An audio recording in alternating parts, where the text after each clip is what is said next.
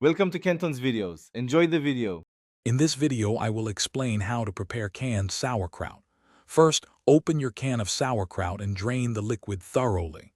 This step is crucial for achieving the best texture and flavor. If you prefer a milder taste, you can rinse the sauerkraut under cold water. This helps to reduce some of the saltiness and tartness, making it more palatable for some dishes.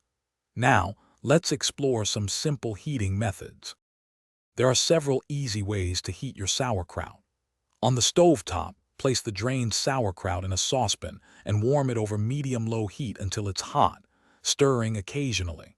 For a quicker option, microwave it in a covered microwave-safe dish for about 1 to 2 minutes, stirring halfway through. If you're using the oven, bake it at 350 degrees Fahrenheit for approximately 20 minutes or until heated through. To elevate the flavor of your canned sauerkraut, consider adding a few simple ingredients. Sauté some sliced apples or onions with the sauerkraut for a delightful sweet and savory contrast. For a more traditional German profile, stir in a half teaspoon of caraway seeds or a few juniper berries.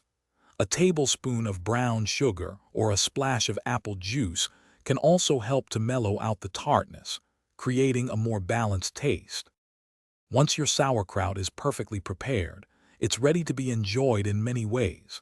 It makes an excellent classic side dish, especially with roasted pork, grilled sausages, or hearty bratwurst.